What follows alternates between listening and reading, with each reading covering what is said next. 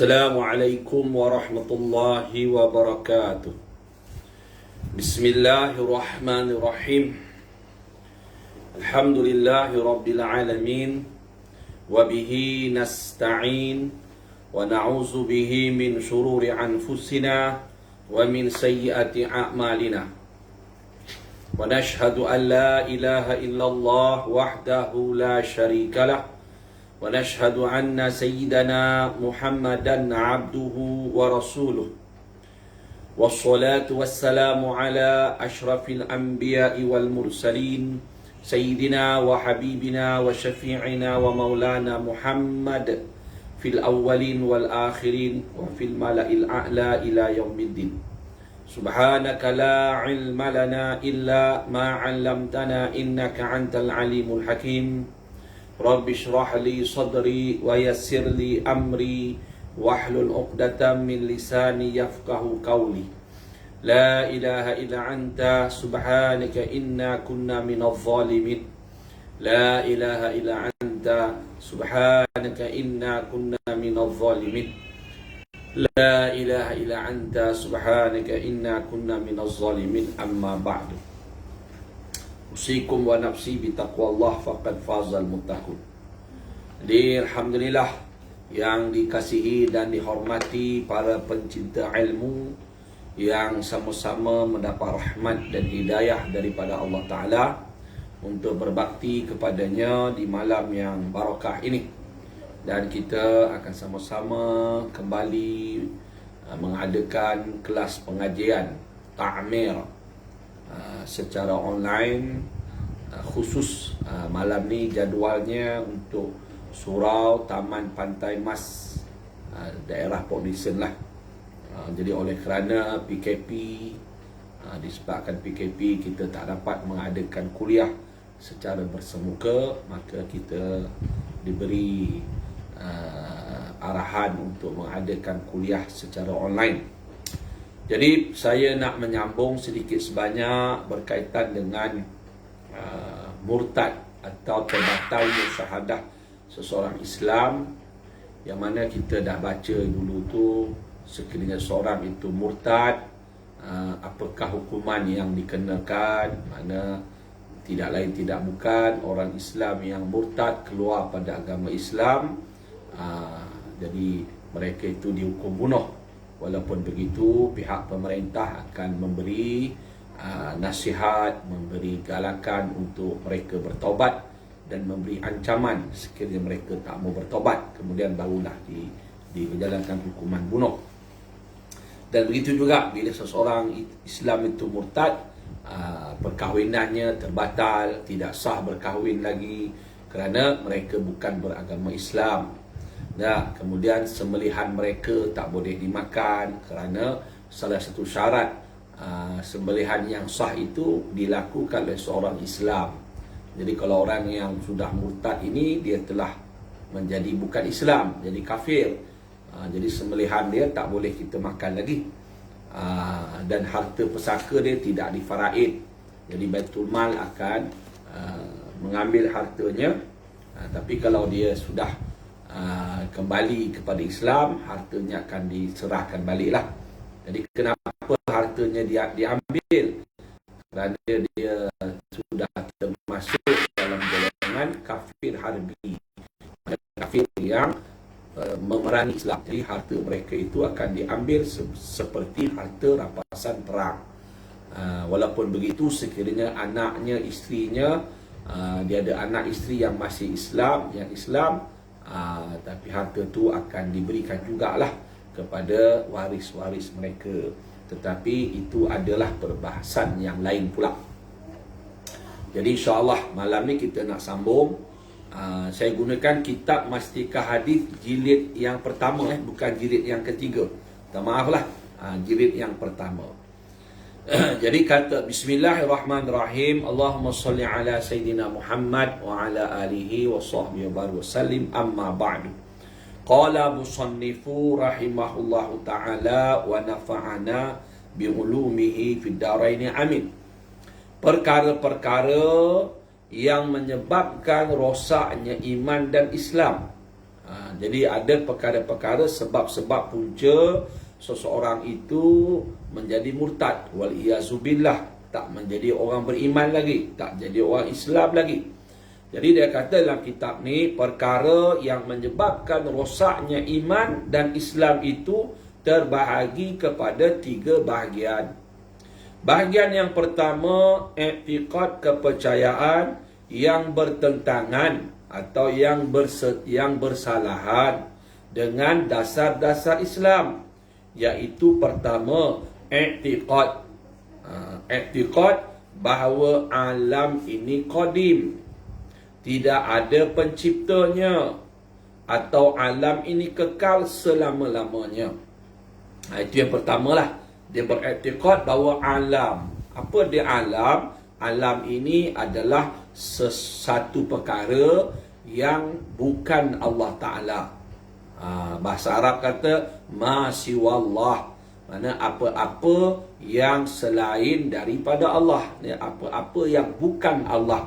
Jadi itulah dinamakan alam. Kan, sama ada alam ghaib, alam zahir, alam dunia, alam akhirat dan sebagainya. Syurga, neraka, dosa, pahala, itu semuanya dipanggil alam. Jadi dia beriktikad alam ini qadim. Maksud qadim, sesuatu benda itu kalau dia tidak qadim, maka benda itu tak ada siapa yang mencipta. Qadim ini seperti Allah Ta'ala. Allah saja yang qadim. Qadim dari segi ilmu tauhid, qidam. Allah itu bersifat dengan qidam. Bila qidam ada sifat qidam, maka dia jadi qadim. Maksud qadim dalam ilmu usuluddin, ilmu akidah, sesuatu perkara yang ada tidak ada permulaan. Sesuatu perkara yang ada atau yang wujud yang tidak ada permulaan. Maksud tidak ada permulaan, kalau ada permulaan, itu bukan qadim. Ada wujudnya satu benda, ada permulaan. Maksudnya benda tersebut asalnya tidak ada, asalnya tidak wujud. Jadi alam ni asalnya tidak wujud, maka dia bukan qadim. Dia bukan qadim. Jadi kalau dia qadim, tentulah tidak ada penciptanya. Sedangkan kita telah beriktikad bahawasanya alam ini ada yang menjadikannya, iaitu Allah Subhanahu wa Ta'ala. Jadi beriktikad alam ini qadim, mana dia menafikan kewujudan Tuhan, kewujudan Allah Ta'ala. Atau dia beriktikad alam ini kekal selama-lamanya. Maka ini semua i'tiqad akidah yang bertentangan, yang bersalahan dengan i'tiqad akidah orang Islam, orang mukmin. Kan? Jadi sebab kita beriktikad segalanya sesuatu itu dijadikan Allah. Asalnya benda ni semua tak ada. Jadi ini satu i'tiqad, satu kepercayaan yang menyebab menjadi murtad. Kalau dia ada Islam, dia murtad lah. Kedua, i'tiqad bahawa pencipta alam ini baharu. Dia beriktikad pencipta, yakni Allah Ta'ala yang menjadikan alam ini baharu. Baharu ni maksudnya tidak qadim. Tidak qadim. Maknanya Allah ni tidak qidam. Maknanya Allah ni dijadikan, ataupun Allah itu asalnya tak ada, kemudian diadakan. Ini semuanya i'tiqad yang sesat, yang kufur. Atau dia beriktikad pencipta alam, yakni Allah Ta'ala menyerupai mana-mana jenis makhluk. Menyerupai, sama. Yang jadikan alam ni Allah Ta'ala sama dengan alam ni. Tak logik kan? Yang jadikan kerusi serupa macam kerusi, yang jadikan rumah serupa macam rumah. Tak ada lah. Sebiji. Siapa jadikan kursi tu? Tu kursi tu. Itu mustahil. Tentulah yang menjadikan satu benda tak serupa dengan benda yang dijadikan. tukang rumah tentulah tak serupa dengan rumah yang dia buat. Atau bersifat dengan sifat-sifat baharu, atau dia berektikad pencipta alam ni bersifat dengan sifat yang baharu.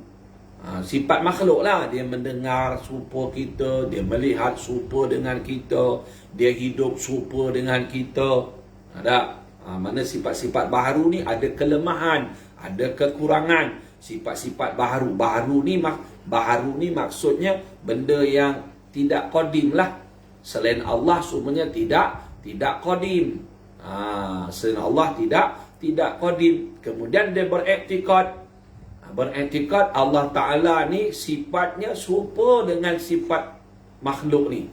Panggil baharu. Bukan baharu jadi. Baharu ni artinya dia ada dengan ada permulaan. Kalau bahasa kitab tua dia kata adanya didahului oleh permulaan. Pening kepala lah. Susah pula. Jadi benda baharu ni adanya yang ada permulaan lah. Maksudnya asalnya dia tak ada, kemudian diadakan. Itu panggil baharu. Jadi mustahil lah Allah tu bersifat serupa dengan sifat benda-benda yang lain pada dia. Jadi dia iktikad begitu, maka terbatal lah akidahnya. Jadi murtad lah, wal-iyazubillah. Ataupun mempunyai anak isteri. Dia berektikad Allah Ta'ala tu ada anak, ada isteri, atau ada bapa, ada emak, ada datuk, ada nenek, ada cucu, ada cicit, ada keturunan. Ini semuanya bercanggah. Sebab dalam Quran sudah jelas, lam yalid wa lam yulad. Allah itu tidak melahirkan. Lam yalid mana dia tak melahirkan, dia tak beranak. Walam yulad, dan dia juga tidak dilahirkan. Maksudnya dia tidak ada ibu dan bapa. Kalau dia tidak beranak, tidak melahirkan, dia tak ada isteri, dia tak ada anak. Atau berbilang-bilang, banyak. Dia berektikad makna yang menjadikan alam ni bukan satu je, tapi banyak. Yang jadi langit lain, yang jadi bumi lain, yang jadi manusia ni Tuhan lain, yang jadikan haiwan Tuhan lain, yang bagi penyakit Tuhan lain, yang sembuhkan penyakit Tuhan lain. Ini semuanya iktikad yang syirik, yang membawa kepada, yang menyebab jadi murtad. Atau menerima mati. Dia berektikad Tuhan, ini Allah Ta'ala yang mencipta alam ini, dia pun mati juga. Jadi ini satu iktikad, pegangan, kepercayaan. Kalau ada berektikad begini, maka orang itu telah terbatallah kalimah syahadahnya, yakni menjadi murtad, wal-iyazubillahi min dzalik. Jadi kita kena berhati-hati dengan iktikad begini. Akidah begini. Dia iktikad berbeza dengan lintasan hati.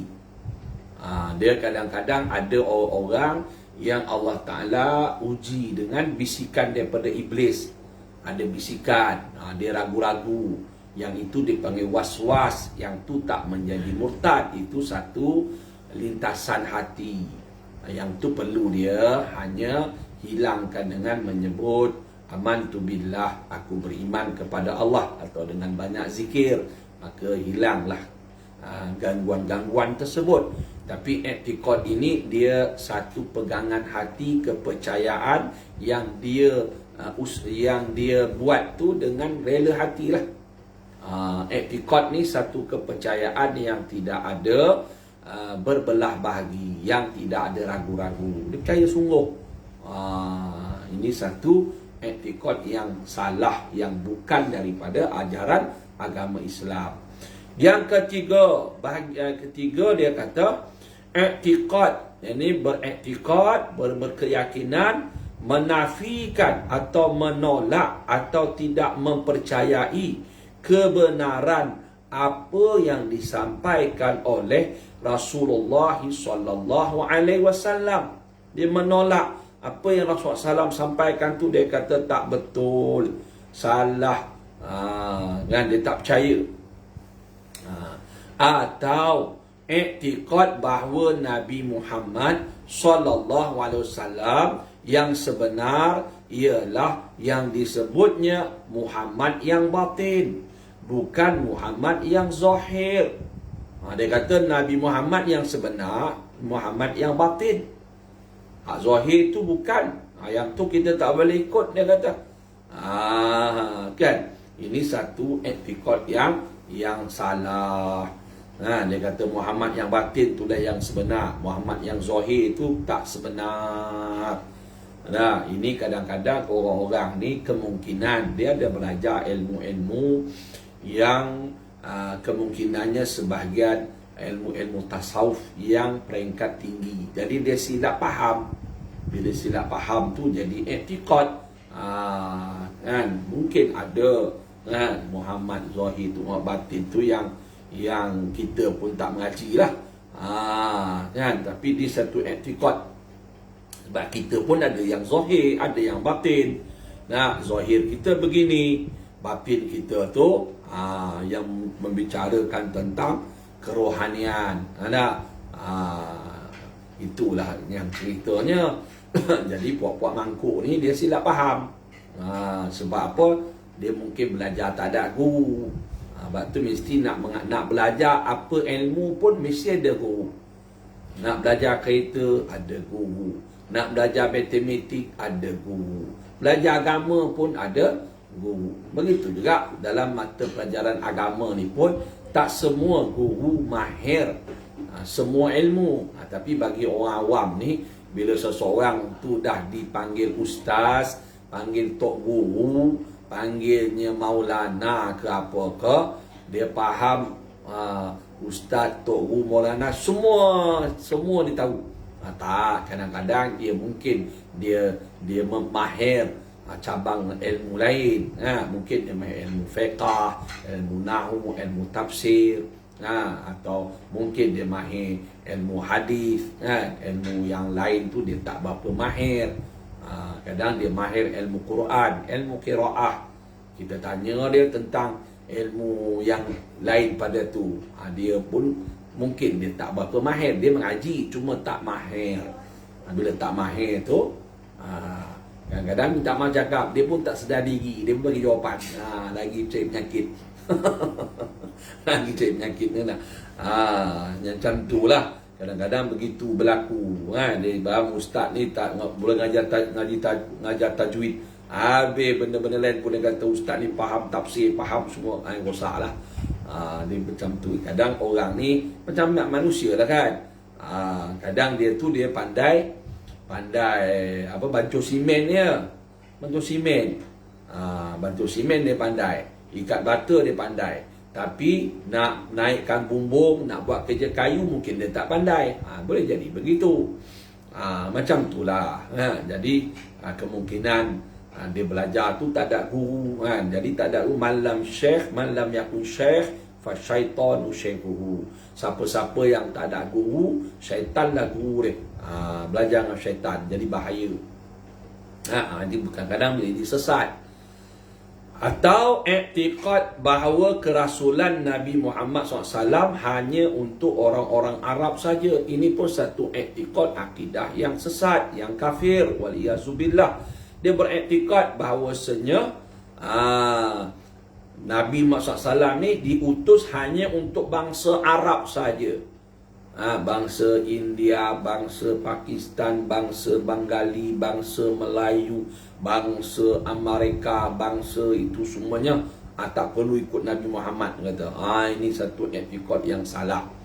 Atau i'tikad bahawa hukum-hukum Islam yang dibawa oleh Nabi Muhammad SAW ialah hukum-hukum lapuk yang tidak sesuai dengan keadaan zaman. Segala hukum bab ibadat, daripada bersuci, mandi wajib, beruduk, bertayamum, sembahyang, puasa, zakat, haji, kemudian hukum berkaitan dengan perkahwinan, dan hukum berkaitan dengan urusan hidup dalam kerja, dalam jual beli, hutang piutang, berkaitan dengan riba dan sebagainya lah. Kemudian hukum berkaitan dengan jinayah, kan, hukum-hukum hudud, hukum-hukum ta'zir, ataupun berkaitan dengan hukum-hukum ilmu batin, yakni ilmu hati, riak, takabur, ujub. Ada kata benda tu dah ketinggalan zaman kita ni, kan. Dulu tak apalah kahwin lelaki dengan perempuan, tapi sekarang ni kita ni hak kebebasan manusia. Dia boleh berkahwin laki-laki dengan laki-laki, perempuan dengan perempuan. Apa salahnya? Suka sama suka, berzina, kan? Kalau dua-dua suka, apa salahnya? Kan? Ataupun kita sebelum berkahwin betul-betul, kita kahwinlah cara percubaan, duduk serumah dulu, kan, 4-5 bulan ke dulu, baru boleh nak ikut cara Islam ni. Tak boleh, kan, tak sesuai dengan zaman sekarang. Kalau kita menjalankan undang-undang yang sepatutnya, orang yang mencuri ni kena kerat tangan, habis. Dia kata kita bagi yang lebih baik. Kalau orang mencuri, kita carikan kerja. Kalau kita potong tangan, kan seksa hidup dia. Jadi ini satu ucapan etikot yang menyebabkan jadi murtad. Wal-iyazubillah. Dia bukan semua mencuri itu kena potong tangan. Kan? Bukan semua. Dia ada dia punya siasatan dia. Dia mencuri sebab apa? Sebab lapar. Dia kena COVID. Ini musim COVID ni, PKP sambung-sambung tak habis-habis. Kan, orang niaga susah apa semua lah, apa mencuri deh. Kan, curi sebab tak nak makanan kat rumah ni. Itu tak ada kena. Jangan curi roti gardenia. Kan, dia tengoklah ada dia punya ada dia punya syarat-syarat dia. Begitulah. Kan, dia punya ada. Jadi dia kata ni segala peraturan agama Islam ni lapuk dah, tak sesuai. Maka orang yang beretikad begitu, yang berpercayaan begini, semuanya menyebabkan jadi murtad. Ada bahaya. Atau etikad mengingkari mana-mana Rasul Tuhan. Dia semua Nabi dia percaya, kecuali Nabi Isa. Nabi Isa aku tak percaya, sebab Nabi Isa ni dia orang Kristian. Nabi Isa bukan orang Kristian, Nabi Isa orang Islam. Kristian tu yang diubah. Nabi Isa bukan bawa ajaran Kristian, Nabi Isa bawa ajaran agama Islam. Semua Nabi Islam. Dia tak boleh aku anti dengan orang Kristian. Dia kata Nabi Isa pun tolak, tak nak. Atau anti dengan Yahudi. Yahudi ni ganas, jahat. Aku tak suka Nabi Musa. Nabi Musa, Nabi Harun, Nabi Sulaiman, Nabi Yakub, semua ditolak. Seorang Nabi ditolak. Cuma Nabi seorang yang 25 tu lah. Adapun yang macam Nabi-Nabi yang tidak dijelas secara soreh, ada Nabi-Nabi yang kemungkinan Nabi Khidir, ada kata dia Nabi, ada kata dia wali. Yang itu tidaklah menjadi murtad, sebab ada khilaf di kalangan ulama. Atau Nabi-Nabi yang tak disebut 25 orang tu lah. Itu adalah ulama kata sebab itu tidak tapi memang kita beretikad Nabi Rasul ni ramai. Kalau dalam kitab-kitab etikad akidah, dia kata Nabi dan Rasul ni ramai. Ada dua pendapat. Ada ulama berpendapat bilangan Nabi dan Rasul sebanyak 124,000. Ada yang berpendapat hanya Allah saja yang tahu berapa bilangan sebenar para Nabi dan Rasul. Cuma yang wajib kita tahu secara satu persatu, dipanggil secara tafsir 25 orang sahaja. Yang lain itu tak wajib kita tahu. Yang lain tu.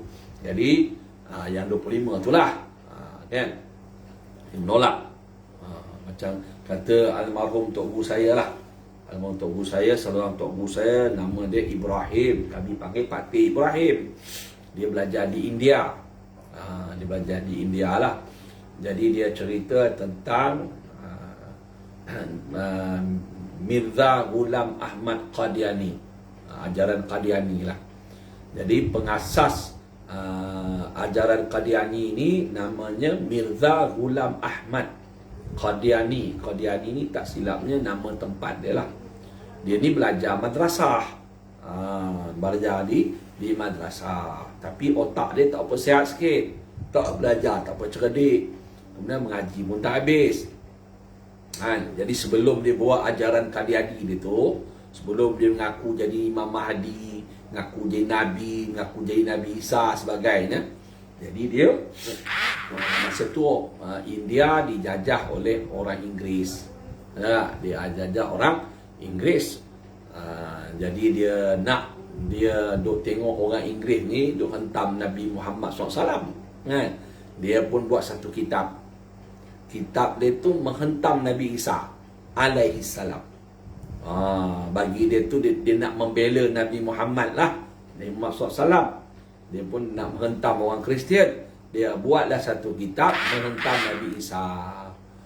Jadi ulama-ulama marahlah kitab dia tu. Buat macam tu tak boleh, kafir kan. Mana boleh kita hentam Nabi Isa, sebab dia salah seorang Nabi yang wajib kita beriman, kita percaya. Dia hentam. Akhirnya pun kecil hati.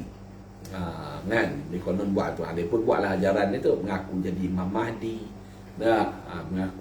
Mengaku jadi Nabi akhir zaman. Macam-macam lah, orang percaya je lah. Mula-mula mengaku jadi Imam Mahdi, percaya. Lepas tu mengaku jadi Nabi, percaya. Kemudian mengaku jadi Nabi Isa, percaya. Percaya juga. Itu kan, khatamallahu ala qulubihim, mana Allah Ta'ala telah mengkhatam. Khatam ni kita kata welding lah. Welding hati, tak boleh fikir dah. Waliyazubillah. Kan. Okeylah. Okey, dia beriktikad, dia mengingkari, menolak mana-mana Rasul Allah, atau iktikad bahawa ada lagi Nabi dan Rasul yang lain yang diutus oleh Allah membawa syariat sesudah Nabi Muhammad sallallahu alaihi wasallam, khatimun nabiyyin. Dia beriktikad, dia kata lepas ni ada Nabi lain akan bangkit, atau Rasul yang lain yang Allah akan hantar, yang akan bawa peraturan syariat ni, peraturan yang baru. Lepas Nabi SAW ada Nabi baru. Sedangkan kita beriktikad Nabi Muhammad SAW adalah penutup segala pangkat kenabian. Tak ada Nabi lagi lah lepas Nabi SAW. Tak ada Rasul lagi. Dia beriktikad ada. Hatta Nabi Isa besok pun dia akan turun ke bumi ni daripada langit. Dia pun tak bawa syariat baru. Dia tetap mengikut syariat Nabi Muhammad sallallahu alaihi wasallam. Dia pun akan berkahwin.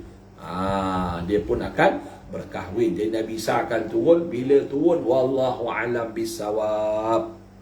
Dia turun di mana? Mengikut dalam hadis kata di negeri Syam, di Syria lah, di Menara Putih. Dia lah akan membunuh Dajjal. Dajjal itu dibunuh oleh Nabi Isa alaihi salam. Nabi Isa bunuh Dajjal. Dajjal bila nak keluar, wallahu alam bisawab. Kan, itu semua dalam ilmu Allah sajalah. Bila, tapi kita kena buatlah persiapan dengan meningkatkan iman, meningkatkan ketakwaan, meningkatkan tumpuan pada Allah Ta'ala.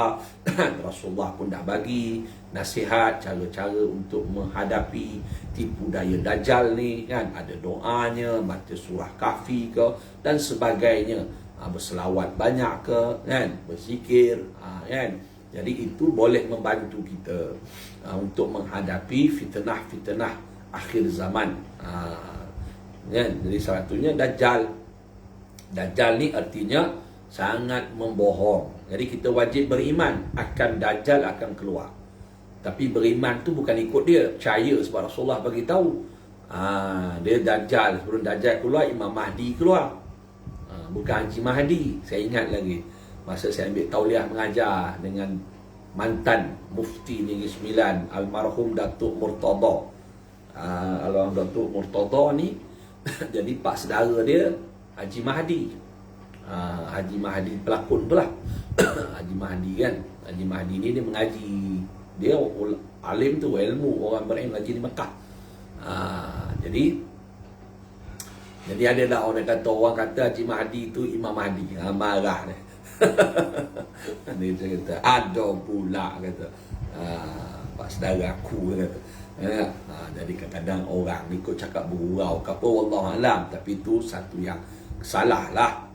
Kalau cakap macam tu pun salah, sebab Imam Mahdi yang sebenar tu bila nak zahir wallahualam. Tapi kita doa jadi orang baik-baik sudahlah. Janganlah kita beria-ria setengah-setengah tu, terlampau beria-ria sangat. Nak jadi tentera Imam Mahdi akhirnya jadi rosak pula. Kan? Jadi kita buat kerana Allah sudah. Buat ibadat kerana Allah Ta'ala. Janganlah beria-ria sangat nak jadi tentera Imam Mahdi kan. Jangan silap-silap channel jadi mengamuk tak pasal. Banyak dan golong-golongan yang begitu. Kita percaya dia akan zahir. Dia akan zahir. Tak? Bila dia zahir, wallahualam. Habis kita buat ibadat je lah. Betulkan akidah kita, perbaiki akhlak kita. Jangan jadi macam Yahudi. Orang Yahudi ni dia nak sangat Nabi SAW tu. Dia nak Nabi akhir zaman tu berbangsa dia. Tengok bangsa Arab, terus dia tolak, reject. Kan, takut-takut jadi macam tu esok. Jadi kita bersederhana lah. Bersederhana tu lebih baik. Khairul umur awsatuha. Kan, perkara yang baik itu adalah yang pertengah. Khairul umur, kebaikan dalam urusan itu awsatuha, yang pertengahan. Yang pertama kita buat kerana Allah. Kita buat kerana Allah Ta'ala. Kita percaya Imam Mahdi akan zahir. Bila? Wallahualam. Lepas tu kita nak jadi tentera dia ke? Tak ada. Kita jadi hamba Allah. Kita jadi hamba Allah. Kita cuma minta supaya kita dapat bersama dengan orang-orang yang Allah kasih. Saya ada terbaca dalam satu hadis kan, dari Imam Tirmizi, lebih kurang lah hadis tu tulis doa Nabi Daud alaihissalam. Dia kata doa tu, dia kata Allahumma rzuqni hubbaka, ya Allah berilah aku rezeki mencintaimu, wa hubba man yuhibbuka, dan mencintai orang-orang yang mencintaimu, wa hubba ma yuqarribuni ila hubbika, dan mencintai apa-apa yang mendekatkan aku, menghampirkan aku untuk mencintai engkau, dan jadikan cinta aku kepada engkau lebih aku kasih daripada diri aku, daripada mak bapak aku, dan daripada air yang sejuk. Itu je lah. Itu doa je lah. Kita minta dapat bersama dengan orang yang Allah kasih. Kan, kena minta atas dunia lagi, dapat bersama dengan orang yang Allah kasih. Bila kita bersama dengan orang yang Allah kasih di dunia, insya-Allah di akhirat besok kita dapat bersama dengan mereka. Jangan di dunia ni kita tak suka dengan orang yang Allah kasih, dekat akhirat besok nak masuk syurga dengan kekasih Allah. Tok Guru saya kata tu cerita kartun. Tu cerita kartun. Balik dalam cerita pasal Nabi Isa nak turun ni bila, wallahu a'lam bisawab. Saya banyak lagi tu, ada orang tu sibuk dia. Masa saya mengaji pondok dulu, ada satu mamat tu datang. Dia pun masuk pondok jugalah. Dia tinggallah kerja dia, bawa anak isteri dia duduk pondok, lepas tu bersembang lah. Dia kata Nabi masa tu tahun 89, tahun 90 lah, awal 90. Dia kata ni Nabi Isa nak turun dah ni. Dia pun siap-siap, dia kata, dia ceritalah budak pondok melopong. Dia kata tak, apa ni, brother ni kok sedar tak sedar je kan. Dia kata nak kena pergi Syria, nak siapkan ni lah, jadi tentera Imam Mahdi lah, berhenti kerja bagai dia. Kan, macam-macam lah orang ni kan, silap channel. Orang masuk pondok nak belajar agama, dan dapat ilmu, nak kuatkan akidah apa semua kan, dia bawa pahaman pening. Tapi tak lama lah dia pun berhenti kerja, sian kan. Itu kata tak tak ada guru nak nasihat ke apa ke, wallahu a'lam, atau guru nasihat lain dia faham lain. Hadis dia faham hadis macam mana, wallahu a'lam lah kadang-kadang orang ni. Itu bahaya. Itu saya kata tadi, kadang-kadang kita bertanya dengan guru tu mungkin dia bukan bidang dia nak bercerita juga, ataupun dia ambil terjemahan saja, dia baca sini terjemah daripada bahasa Arab ke bahasa Melayu. Kadang kita bahasa Negeri Sembilan pun, orang Negeri Sembilan setengah pun tak faham bahasa Negeri Sembilan, kan? Pencolek angin, kan? Ada satu istilah panggil pencolek angin. Pening kepala tu, benda pencolek angin ni, kan? Pencolek angin tu, benda tu macam-macam lah. Bahasa Kelantan dengan apa ke, apa tak bahasa Arab, tentulah ada dia punya makna-makna yang tersirat ke apa benda, kan? Yang perlu difahami daripada ulama yang sebenarnya. Jadi begitulah nak ceritanya itulah kadang-kadang jadi i'tiqad tu rosak. Okey. Yang keempat, i'tiqad bahawa tidak ada dosa dan pahala, tidak ada syurga dan neraka, tidak ada bangkit hidup semula sesudah mati, tidak ada kiamat dan segala perkara yang berlaku padanya. Dia percaya tak ada dosa, pahala semua tak ada, syurga neraka semua tak ada, hidup balik setelah mati tak ada penghisapan, kiamat tak berlaku, kan titik sirat tak ada. Ini semua i'tiqad yang salah, yang kufur. Kelima, i'tiqad bahawa roh orang-orang mati berpindah-pindah dari satu tubuh ke satu tubuh yang lain. Roh mati ni nanti hidup balik, masuklah, kan? Dia panggil apa? Kehidupan semula. Ini mungkin macam agama Buddha ke apa, wallahu a'lam lah. Ini satu i'tiqad yang salah, sebab i'tiqad kita bila dah mati kau masuk alam barzah. Alam barzah, alam kubur, dia takkan beranak balik dah. Ini satu i'tiqad yang salah. Yang keenam, i'tiqad agama kafir lebih baik dari agama Islam. Dia kata agama Hindu tu baik pada dalam bab ni, dengan dalam perkara ni agama Yahudi lebih baik pada agama Islam. Kafir. Dalam benda ni dia kata agama apa ni, agama Hindu atau agama Kristian atau agama ni lebih baik pada Islam. Tak boleh. Atau dia kata agama Islam ni semua agama ni setara, sama, serupa je. Tak boleh. Rosak, kan? I'tiqad itu rosak. Ketujuh, perasaan ragu-ragu terhadap mana-mana satu dari perkara-perkara yang tersebut di atas. Ragu-ragu. Betul tak betul ni Muhammad? Betul tak betul ni mati, hidup balik di padang mahsyar? Betul tak betul Allah ni ada ke tak ada? Betul ke tak betul Allah ni berkuasa? Kan? Takkan kot Allah ni ada kita tak nampak. Benda ada mesti nampak, boleh rasa, boleh pegang, boleh tengok. Jadi macam-macam lah dia ragu-ragu. Ni satu syak, bahayalah, boleh menyebabkan murtad. Tapi kalau gangguan tu lain, ada orang ada gangguan pun. Kelapan, berbalik-balik hati di antara hendak menjadi kafir atau tidak. Balik, aku ni nak jadi Islam ke tak? Islam ke tidak? Waliyazubillah, nak beriman ke tak? Nak beriman ke tak? Atau bercita-cita hendak menjadi kafir pada masa yang akan datang. Dia kata 25 bulan 12 ni Christmas. Aku rasa nak masuk agama Kristian lah.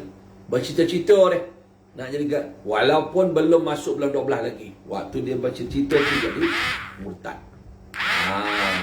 Kan? Sebab tu setengah kitab dia kata kalau seseorang ditanya, kau beriman tak beriman?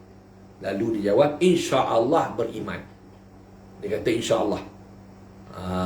Kau beriman tak beriman? Insya-Allah beriman. Jadi percakapan begitu perlu dibahas, perlu ditengok, ditilik.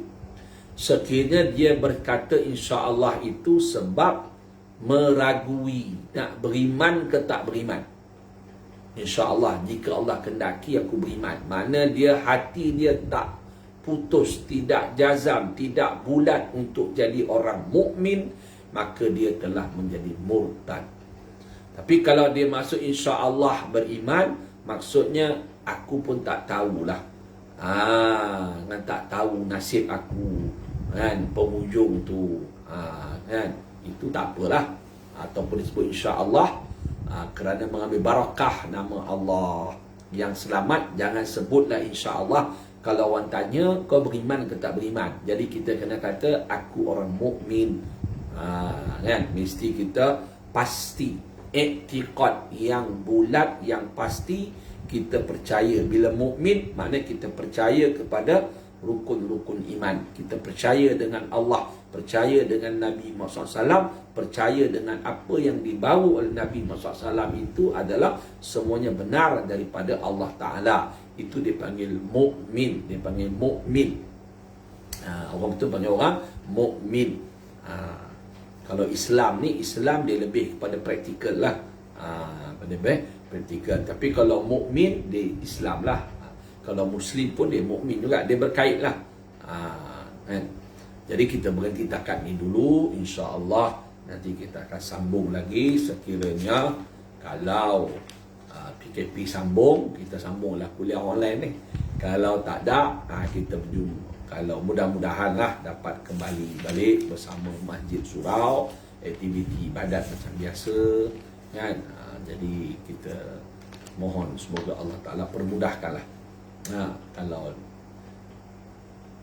Kalau apa ni, kita semua sungguh-sungguh dengan Allah Ta'ala, maka Allah akan bagilah berserah hati pada Allah sepenuh.